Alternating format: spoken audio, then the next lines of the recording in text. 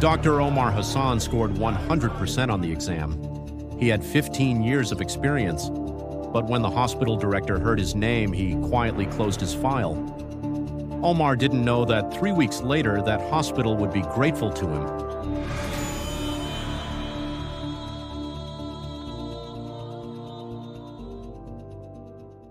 Escaping war was easy. Rebuilding a life, however. Dr. Omar Hassan stood outside the hospital that morning, holding his freshly printed certificate, the American Medical Board exam. 100%. Perfect score. 500 questions. Every one correct. 15 years of surgical experience in Damascus. Cardiothoracic surgery. Head of the trauma unit. Operations under falling bombs.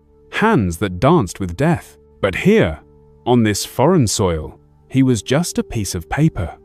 He straightened his clothes, the only suit he'd worn for 3 years. The pants were a little short because it hadn't fit perfectly when he bought it in the refugee camp, but it was clean, pressed. He still had his dignity, the old leather bag he'd carried since the camp, corners worn, handle patched. Inside, his diplomas, certificates, reference letters, all in Arabic. He'd paid $150 for each notarized translation, a total of $1,200, 3 months' earnings driving a taxi, but still, just paper.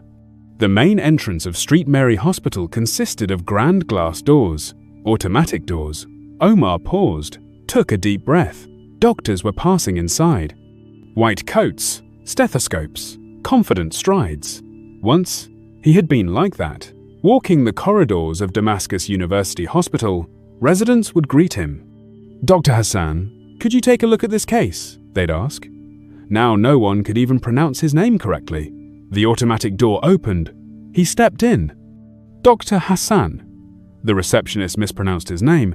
It should have been Hassan, but she said Hezan, as if there were a Z. Omar was used to it, but it still stung every time. "Yes, that's me," said Omar.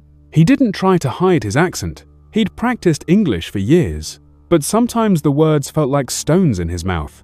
He'd learned to hide it for a long time, but he was tired now. Why should he hide who he was? "You have an appointment with Director Richardson. Please wait." The young woman was busy on the phone. She didn't even look up. Omar waited. 10 minutes, 20 minutes. He watched the people around him. Nurses rushing, patients waiting. Doctors walking with assurance. Once, Omar had belonged to this world. Now he was just a stranger. Hospital Director David Richardson emerged from his corner office. In his 50s, silver grey hair, impeccable suit, gold cufflinks. His eyes went first to Omar's file, then to his face. For a moment, Omar saw something in that look. Hesitation, disappointment, or prejudice. "Ah, Mr. Hassan," said Richardson. He didn't say doctor. He said Mr. Omar noticed. He always noticed details like that. "Come in, let's talk." The office was spacious and luxuriously furnished. Leather chairs, wooden desk, diplomas, awards, family photos on the wall.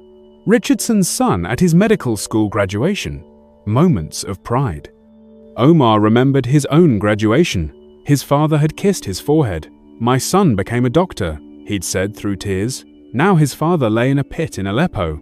The bomb shelter had collapsed on him.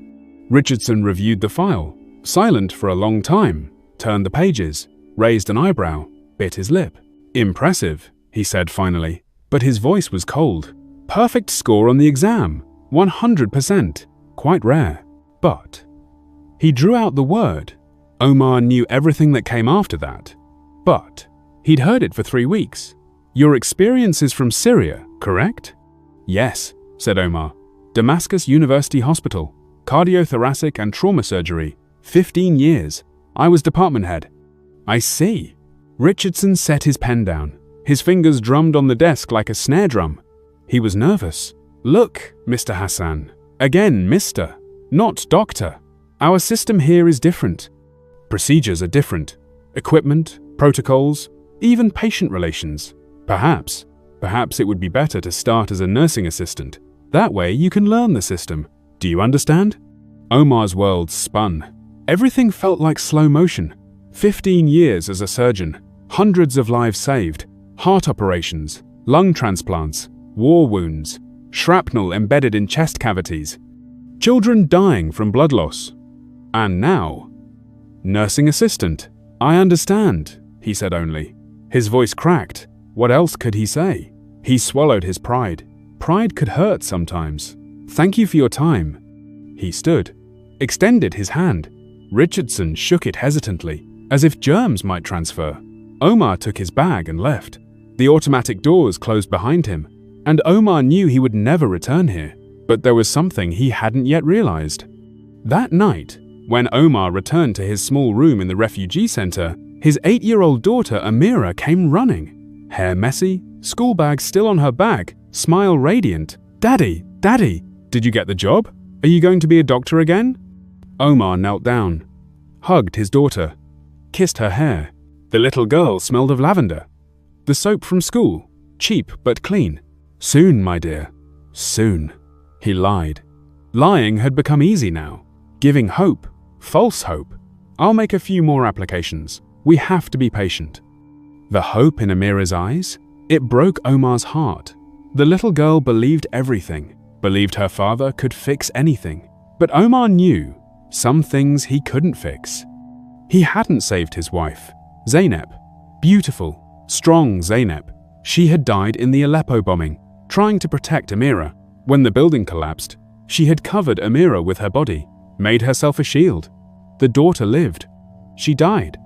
Daddy? Amira touched his face. Are you crying? No, sweetheart, said Omar. He wiped his tears. Something got in my eye. Come, let's look at your homework. The room was small, 10x 13 feet, 2 beds, 1 table, 1 chair, a small refrigerator, shared kitchen down the hall, shared bathroom too. But it was clean. They were safe. And they were together. Amira pulled out her English assignment, an essay titled My Hero. Who are you going to write about? Omar asked. You, Daddy, said Amira. You're my hero, because you saved me, and you make me laugh every day. And when Mommy left, you didn't leave me alone. Omar swallowed hard. He didn't want to cry. He had to appear strong. You wrote it beautifully, he said. Your teacher will love it. He worked late into the night. After Amira fell asleep, he opened the laptop, an old, slow machine, from a refugee aid organization. Applications, dozens of applications. Mercy Hospital, General Hospital, Community Clinic, Private Practice. Resume to each. Cover letter to each. The same words in every one. 15 years experience, cardiothoracic surgery, perfect exam score. And the same responses from each. Thank you, but no positions available at this time, or your experience does not meet our local standards, or the most painful, we have decided to move forward with other candidates. Other candidates. Code words, meaning we don't want someone like you. He drove a taxi on the 3rd day. To earn money, driving a taxi with a medical degree, started at 6 a.m., finished at 11 p.m., made $60, $70 a day, rent, $800. Food, utilities, Amira's school expenses, everything added up. Nothing left at the end of the month. Passengers would chat. Some were polite. Where are you from? They'd ask. When he said Syria, some asked with interest. What's it like? How did the war start? Others grew quiet. Distant, political talk. I see, they'd say, and look at their phones. One man had asked, why didn't you leave? Why did you fight? As if Omar had started the war, as if Omar had dropped the bombs. We fought, Omar had said quietly, in the hospital, every day. We fought to save the wounded. Then they bombed the hospital. That's when we fled. The man said nothing, left no tip. On the 4th day, a passenger heard ambulance sirens. Traffic stopped. The sound knotted Omar's throat. He remembered Damascus. Sirens every day. Emergencies every day. Death every day. Omar saw the accident behind the ambulance. 2 cars collided. One flipped over. Glass shattered. Blood. He instinctively hit the brakes. Got out of the car. The taxi still running. Hazard lights on. He ran. Get back, shouted a police officer. Young cop, Maybe 25. Professional team is coming. Stay away. I'm a doctor, said Omar, breathless, heart pounding. The officer looked at him, looked at the taxi driver clothes, old jeans, black t-shirt, worn sneakers. Do you have a license? I had one in Syria. Here the process. If you don't have a license, step back. Ambulance is coming. Omar stepped back, hands shaking.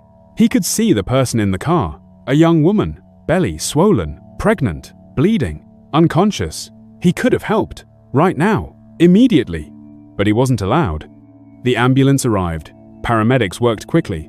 They were professional, did good work, took the woman, left. Omar returned to the car, rested his head on the steering wheel, hands still shaking, useless, incompetent, invisible. That was the moment everything changed. It was Friday.